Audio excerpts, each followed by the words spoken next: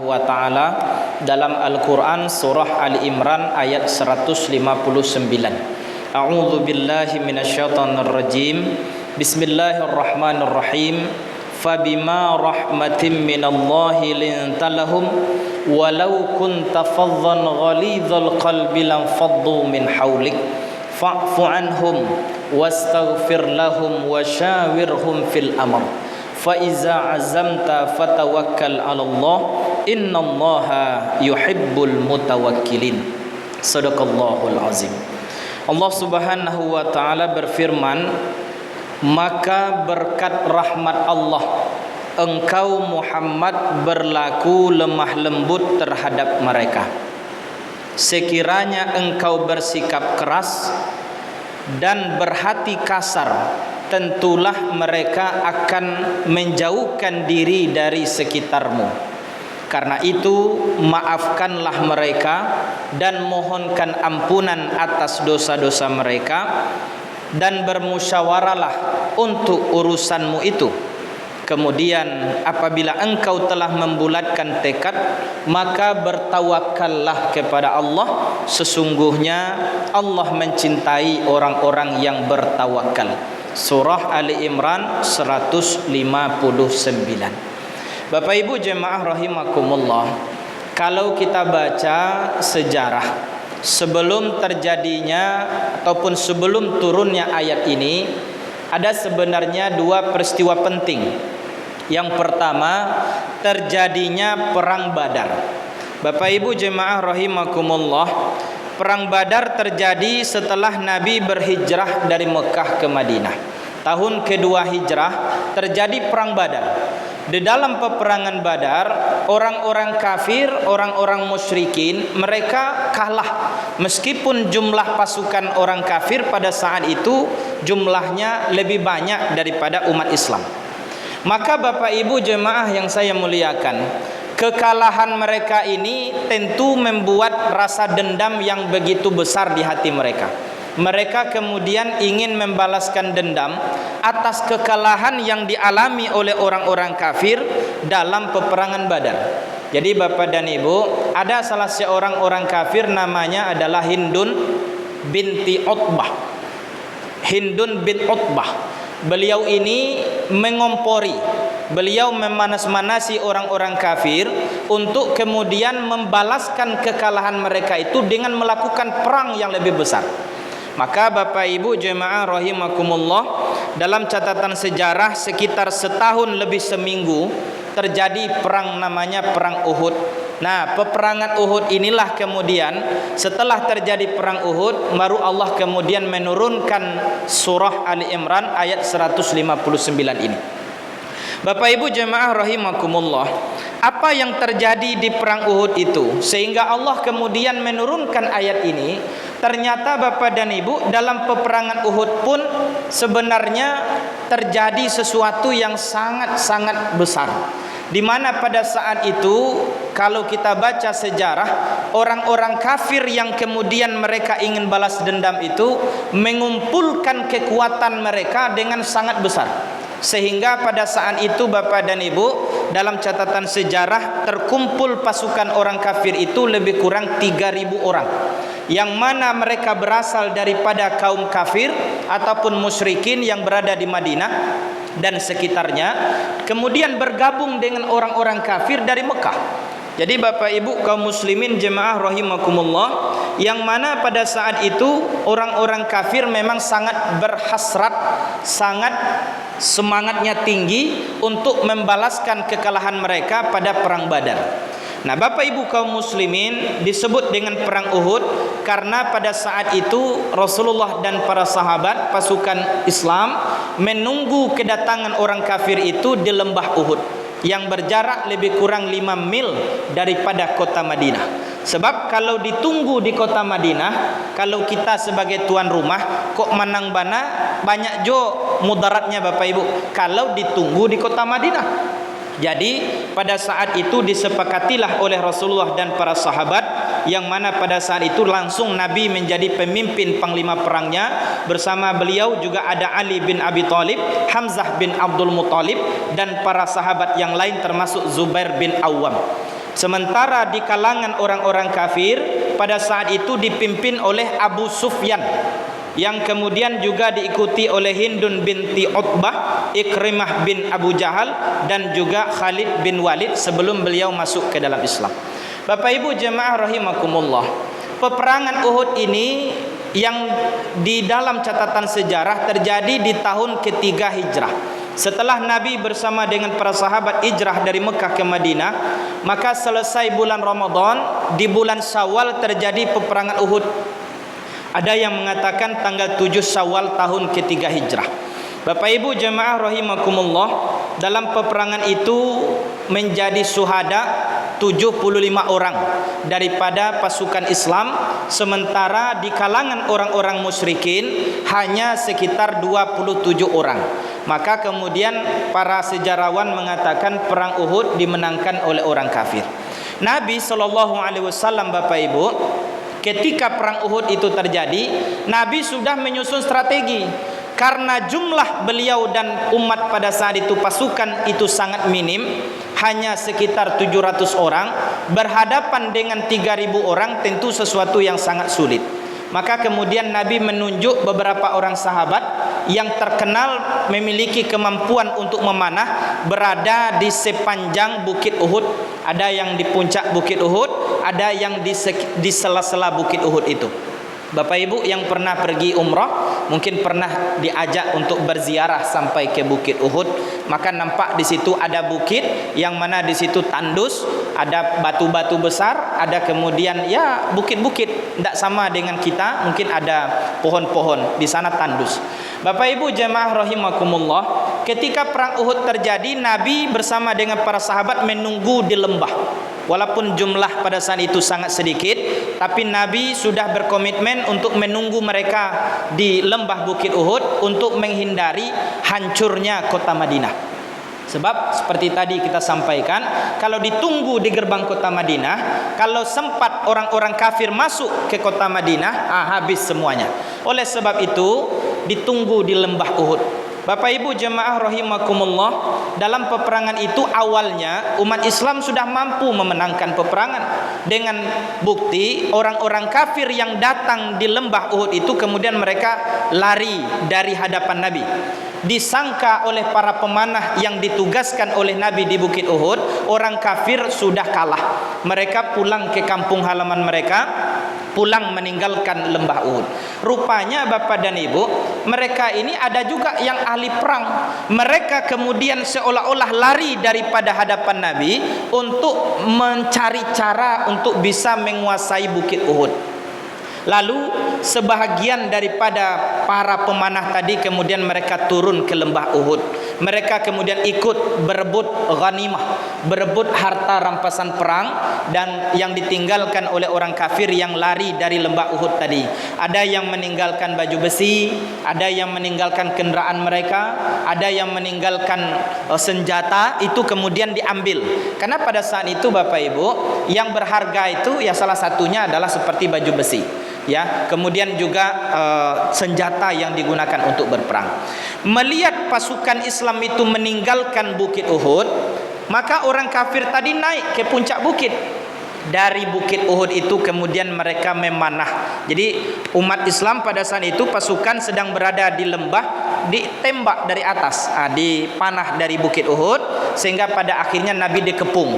Dari depan masih ada pasukan mereka yang tersisa, dari belakang mereka juga masuk, sehingga Nabi dan para sahabat berada dalam keadaan terjepit. Nah Bapak Ibu jemaah rahimakumullah, karena pasukan tadi sudah terdesak, lalu kemudian Nabi memerintahkan untuk kembali saja. Diselamatkan Nabi, kemudian balik lagi ke kota Madinah, sehingga pada saat itu ditinggalkan berbagai perlengkapan perang yang diselamatkan tentu nyawa. Pulanglah Nabi dan para sahabat dalam keadaan banyak yang mati syahid, lebih kurang 75 orang. Bapak Ibu yang saya hormati, apa kaitannya dengan surah Al-Imran 159? Ayat ini mengingatkan Nabi supaya tetap bersikap lembut kepada para sahabat. Kalau kita kembalikan kepada sejarah tadi, peristiwa perang Uhud, Nabi secara pribadi sangat kecewa dengan sahabat yang meninggalkan pos yang berada di Bukit Uhud itu. Jadi Bapak Ibu rahimakumullah, kalaulah umpamanya tidak meninggalkan Bukit Uhud itu, mungkin berbeda ceritanya. Mungkin umat Islam bisa saja diberikan kemenangan, mendapatkan kemenangan. Tapi karena ada sahabat yang kemudian tergiur dengan harta rampasan perang, lalu kemudian ikut pula memungut ghanimah tadi, lalu meninggalkan pos, padahal Nabi sudah memberikan instruksi, apapun yang terjadi jangan tinggalkan Bukit Uhud. Kok perlu mati amati di Bukit Uhud itu dalam berperang, syahid di jalan Allah. Tapi karena ingin berebut ghanimah, lalu kemudian mereka meninggalkan pos mereka, sehingga pos yang ditinggalkan itu dikuasai oleh orang-orang kafir, orang-orang musyrik. Nah, Bapak Ibu jemaah rahimakumullah, Allah Subhanahu wa taala berfirman, "Fabima rahmatim minallah lintalahum." Maka berkat rahmat Allah lah engkau Muhammad berlaku lemah lembut. Kalau kita bicara manusia biasa seperti kita Bapak Ibu, mungkin kalau sudah dikecewakan seperti itu ndak tanggung galigaman awak, berang awak tuh. Kecewa kita, sudah kita berikan amanah, lah picayo bana awak ke orang, lalu kemudian dia khianati amanah. Perasaan awak? Pasti kita sangat kecewa. Pasti kadang-kadang keluar sumpah serapah dari mulut kita. Allah model itu awak picayo anyo berkhianat, akan model itu. Jadi Bapak dan Ibu, Nabi SAW pun, andaikan Allah tidak memberikan kasih sayangnya, memberikan petunjuk kepada beliau, yang mana kala itu Nabi dalam keadaan kecewa, bisa terjadi Nabi juga akan melakukan hal yang sama. Nabi bisa saja untuk berkeras hati, tidak namuh mungkin untuk berbaik-baik dengan para sahabat yang sudah meninggalkan amanah tadi. Oleh sebab itu Bapak dan Ibu, Allah Subhanahu wa taala menyebutkan atas kasih sayang dari Allah, atas rahmat dari Allah lah Nabi SAW bisa berlaku lemah lembut. Apa pelajaran yang dapat kita ambil daripada ayat ini Bapak Ibu? Andaikan dalam hidup kita pasti pernah kita rasakan, mungkin antara seorang suami dengan istri, awaklah picayo bana kauda nyopai mencari nafkah, kadang-kadang ada juga yang tidak sesuai dengan amanah yang kita berikan. Lah kita berikan sesuatu kepercayaan, kadang-kadang ada yang tidak sesuai dengan harapan kita. Kita mungkin merasa sedih, kita merasa kecewa, kita kemudian merasa kita dikhianati. Tapi Allah Subhanahu wa taala menginginkan, walaupun kala itu kita bersedih, hati kita terluka, kita kecewa, tetaplah berhati lembut. Kenapa? Karena hidayah Allah itu bisa terjadi kapan saja. Coba kita lihat bagaimana misalnya sahabat Nabi yang dulunya sangat benci kepada Nabi, sebelum beliau mendapatkan hidayah dari Allah Subhanahu wa taala, Umar bin Khattab dalam waktu hanya beberapa jam itu kemudian kebencian itu berubah menjadi kecintaan. Ketika beliau pulang ke rumah sepupu beliau yang sedang membacakan ayat Al-Quran, lalu kemudian didengarkan dengan baik-baik apa yang sedang dibaca oleh adik perempuannya itu, maka kemudian setelah dia masuk, kemudian ditanya, sempat dia tampar adiknya sendiri karena membacakan sesuatu yang sudah berdasarkan daripada ayat-ayat Al-Quran. Maka kemudian Allah tanamkan hidayah. Awalnya ingin membunuh Nabi, lalu kemudian balik menjadi orang yang terdepan membela kehidupan Nabi. Jadi Bapak Ibu kaum muslimin, boleh jadi saat kita kecewa, yo berang awak ke orang koh, yo bana sadih hati awak, tapi ingat ketika itu mungkin dia memang dalam kondisi tidak amanah, meninggalkan kepercayaan yang sudah kita berikan. Tapi kalau kita berhati kasar, tidak berlemah lembut kepada mereka, suatu saat dia bisa jadi menjadi orang yang sangat penting dalam kehidupan kita. Nah, untuk itu Bapak dan Ibu, ini pesan pertama yang perlu kita renungkan. Bagaimanapun kita memiliki masalah dalam hidup, pernah dikecewakan, pernah ditinggalkan, pernah dikhianati, jaga hati. Jangan sampai hati ini kemudian menjadi keras. Hati manusia kalau sudah keras bisa lebih keras daripada batu.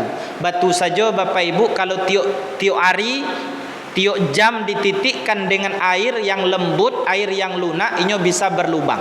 Tapi kalau hati manusia sudah mengeras, lebih keras daripada batu. Karena itu Bapak dan Ibu, kita tidak pernah tahu orang ini dapat hidayah dari Allah. Kita tidak pernah tahu nasib mereka nanti. Mungkin saat itu mereka pernah mengecewakan kita, tapi di waktu yang lain mungkin mereka inilah orang yang sangat setia kepada kita. Jadi Bapak dan Ibu, Allah ingin mengingatkan Nabi, jangan berhati kasar. Walau kunta faddan ghalidhal qalbi lan faddu min haulik.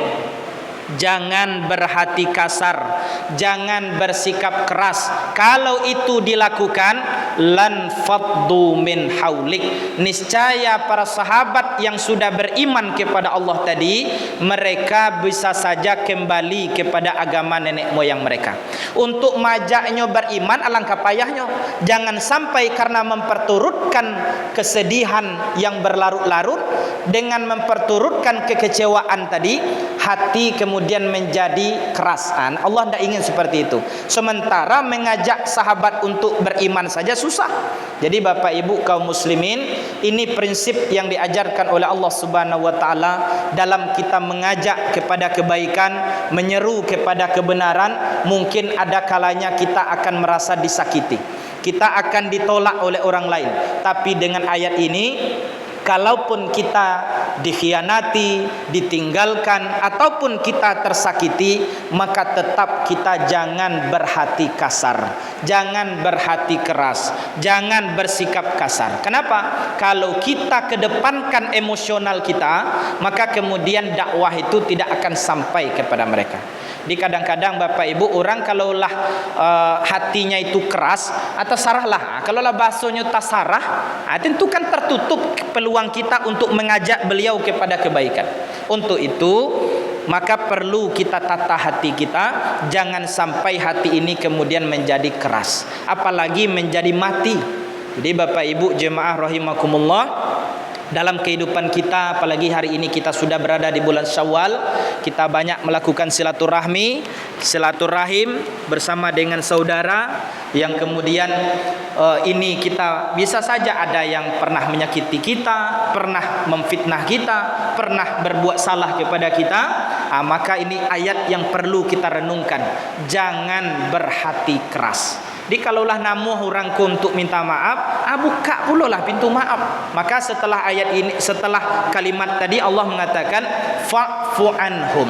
Orang yang bisa memaafkan kalau hatinya lembut. Tapi kalaulah kareh, tidak ada maaf bagimu, alah tertutup pintu maaf. Hati-hati Bapak Ibu, kok nyampang awak salah bisua, tidak namuh lo kawanku memaafkan, keceknya tidak ada maaf bagimu, kan ibu hati awak. Untuk itu Bapak dan Ibu, mari kita lembutkan hati, mari kita jaga hati. Kenapa? Karena baik buruknya seorang manusia salah satunya tergantung kepada hatinya. Bila hatinya dipenuhi dengan iman dan takwa, selamat dia. Karena itu kata Rasulullah sallallahu alaihi wasallam, ala inna fil jasadi mudghah fa iza salahat salahat jasadahu kulluhu wa idza fasadat jasadahu kulluhu wa hiya qalb. Ketahuilah kata Nabi, dalam diri manusia ada segumpal daging yang apabila segumpal itu baik, maka baik semuanya. Ucapannya baik, tatapannya baik, perbuatannya baik, hatinya juga baik. Tapi kalau yang segumpal itu sakit, rusak semuanya. Nah, untuk itu Bapak dan Ibu, itu adalah hati. Jadi kalau kita ingin selamat, baik hidup kita dalam kehidupan kita di dunia ini, maka kuncinya adalah jaga hati. Kalau kita pernah tersakiti, ingat, bukakan pintu maaf, lembutkan hati. Karena itu Bapak Ibu kaum muslimin jemaah rahimakumullah, perintah yang kita temukan dalam Al-Quran itu adalah untuk memberikan maaf. Maka kata Allah, maka maafkanlah kesalahan mereka. Maafkan kesalahan mereka. Di fa'fu anhum, walaupun orang itu tidak pernah minta maaf, perintah dalam agama kita berikan maaf. Di kadang-kadang lah lamo wa ndak basuwo, yo bana takana-kana juga sampai kini. Kadang-kadang kita merasa sedih, kita merasa dongkol, kita dendam. Maafkanlah kesalahan saudara kita. Di Bapak Ibu jemaah rahimakumullah, bahkan salah satu ciri orang-orang yang muttaqin itu kata Allah Subhanahu wa taala adalah orang yang mampu untuk memaafkan kesalahan orang lain. Alladzina yunfiquna fis sarra wad dharra wal kadhiminal ghaiz wal 'afina 'anil nas wallahu yuhibbul muhsinin.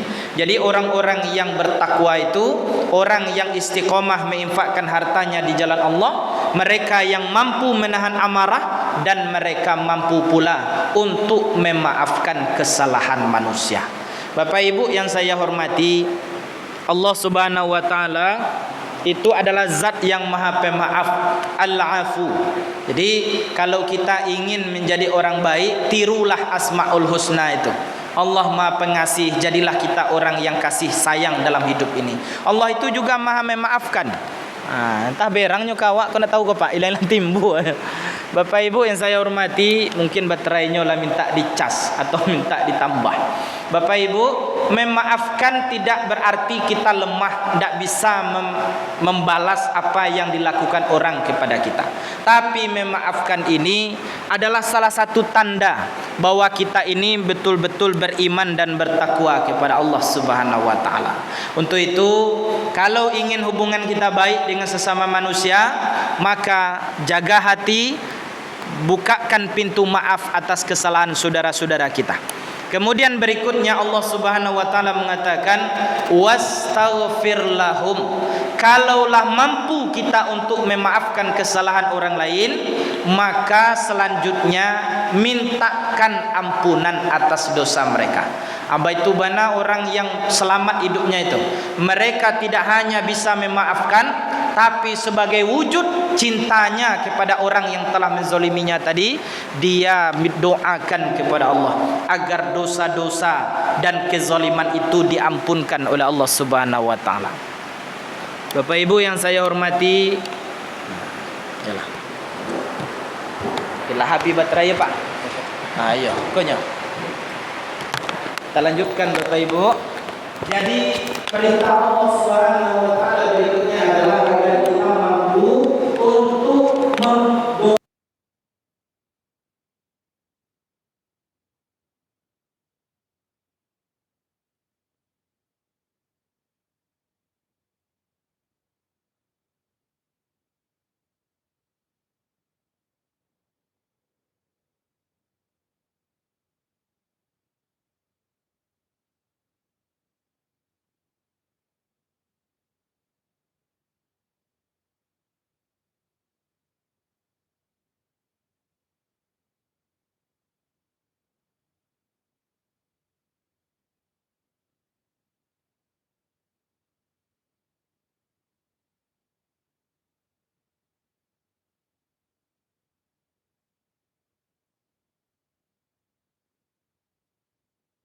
di mata orang lain dia dianggap cemen atau dianggap tidak bisa membalas, dia tidak peduli dengan itu.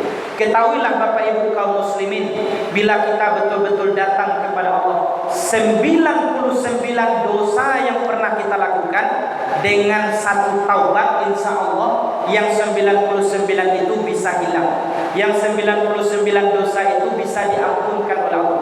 Tapi beda dengan orang Bapak Ibu, kalau inyolah tidak bisa memaafkan, barabanalah kebanyaknya kebaikan dan awak lakukan, 99 kebaikan dan awak agiah kainyo, tapi gara-gara satu kesalahan 99 kok bisa hilang. Oleh sebab itu Bapak Ibu, kok niyo juga awak ingin memaafkan kesalahan orang lain, ada dua hal yang ingin kita dan harus kita ingat-ingat. Yang pertama, keburukan awak kepada orang tua. Jadi kana-kana kok rasanya ndak ada pernah awak salah kainyo, cari-cari kesalahan awak untuk inyo. Mungkin salah satu kesalahan awak alun bisa memberikan maaf untuk inyo. Itu kana-kana itu. Kemudian yang kedua yang mesti kita ingat, kebaikan orang itu kepada awak. Jadi Bapak Ibu yang saya hormati, kalau ingin kita bisa memaafkan seutuhnya kepada saudara kita, dua hal ini mesti kita ingat. kesalahan kita kepada dia dan kebaikan dia kepada kita. Kemudian ada dua pula yang mesti kita lupakan. Yang pertama, kebaikan-kebaikan yang pernah kita lakukan kepada orang lain. Jadi kanak-kanak juga kalau hendak dia awak lalu ada kedusan dia. Jadi satu itu nih. Kalau ingin kita betul-betul memaafkan, lupakan semua kebaikan yang pernah kita lakukan kepada dia. Seolah-olah walau pernah berbuat baik kepada dia. Kemudian yang kedua, kalau ingin pula kita memaafkan, lupakan keburukan dia kepada kita. Walaupun memang berat. Bapak Ibu kaum muslimin, anak pernah awak pawe kadang-kadang acok juga kita ucapkan. Sehingga itulah yang bisa menutup pintu maaf untuk orang tadi. Nah, untuk itu ketika kita sudah berniat untuk memaafkan, dua hal yang mesti kita ingat-ingat. Yang pertama, keburukan kita kepada dia. Yang kedua, yang perlu diingat adalah kebaikan dia kepada kita. Sementara dua hal yang harus kita lupakan, kebaikan kita kepada dia dan keburukan dia kepada kita. Mudah-mudahan Bapak Ibu dengan itu hati awak lebih bisa menerima, lebih bisa ikhlas, lebih bisa rela kita untuk membukakan pintu maaf meskipun inyo alun minta maaf kepada awak. Cuma hati-hati juga awak Bapak Ibu dengan dasar untuk saling maaf memaafkan dibuat acara reuni, rancang acaranya, tapi kini viral beritanya di Padang Bapak Ibu. Pengadilan Agama Durian Tarung itu mencatat hampir sekitar 100 orang mengadu setiap hari karena reuni Bapak. Dan mah reuni sebenarnya dong. Besobok jo kawan lamu nandak basuh bisa basuh, nan lah lamu ndak basuh bisa basuh. Tapi kalau lah niatnya lain, takana masuk-masuk sekolah dulu, masuk-masuk kuliah dulu, sehingga terjadi perselingkuhan, terjadi kemudian CLBK, anak dulu, cinta lama masuk kembali. Aku hati-hati Bapak Ibu. Tidak salah awak reuni rancang. Adonan mengumpulkan donasi, adonan membangun sekolah ini, adonan membantu kawan yang sedang mendapat musibah, berkumpul alumni-alumni tadi, alumni TK, alumni SD, alumni SMP, SMA, alumni kuliah, berkumpul saudara, atau alumni TPK juga ada. Tapi kalau kita sudah berniat untuk kemudian ada niat lain dalam pertemuan tadi, ini yang perlu kita waspadai. Jangan bego baca kaklo apa jo ibu sepulang apa bayar reuni, atau ibu nambah foto lo selfie, buktinya dulu kok kawan aku mantan, berang apa bego dibuat puluh status kok mantan apa para gagahnya udah, itu berang. Jadi Bapak Ibu yang saya hormati, ini juga perlu kita perhatikan. Silaturahim yang kita bangun bukan untuk merusak, tapi justru untuk menguatkan di antara kita. Bapak Ibu yang saya hormati, kemudian dalam ayat ini seperti yang kita baca tadi, Allah Subhanahu wa taala memerintahkan kepada Nabi, wasyawirhum fil amr, dan bermusyawarahlah kamu, kata Allah kepada Nabi, kepada mereka dalam urusan. Jadi Bapak dan Ibu, musyawarah ini merupakan salah satu prinsip ajaran Islam, dan itu kemudian diambil oleh para pendiri negara kita dan kemudian menjadi salah satu dasar negara kita dalam Pancasila, yang mana ada permusyawaratan di sini. Jadi Bapak dan Ibu, dengan musyawarah insya Allah tidak ada usik nandak kaselesai, tidak ada karuh nandak kajanian, selama kedua belah pihak mau untuk bermusyawarah, membuka diri untuk islah, untuk berdamai, maka insya Allah dengan jalan musyawarah akan terwujud persatuan dan kesatuan kita. Nabi baapun Nabi kecewa, tapi Allah sudah perintahkan bermusyawarah, karena peperangan itu mungkin saja di masa yang akan datang tetap terjadi. Jadi pemanah-pemanah yang kemudian mereka khilaf, tidak sengaja turun dari bukit Uhud itu, yang membuat hati Nabi sedih, kecewa, bahkan dalam perang Uhud Nabi hampir saja terbunuh karena terkepung. Maka kemudian Allah mengingatkan Nabi bermusyawarah dengan mereka. Jadi Bapak Ibu, ketika sudah bermusyawarah, tentu apapun kekurangan dan kelebihan disampaikan supaya menjadi pelajaran untuk masa-masa yang akan datang. Untuk itu Bapak Ibu kaum muslimin, Ini juga penting dalam kehidupan kita, bahwa agar hubungan kita sesama manusia itu baik, maka salah satu jalannya adalah banyak-banyak bermusyawarah. Kadang-kadang Bapak dan Ibu dalam keluarga rumah tangga, kalau umpamanya seorang imam suami tidak pernah ngajak istri dan anak bermusyawarah, walaupun elok nang niat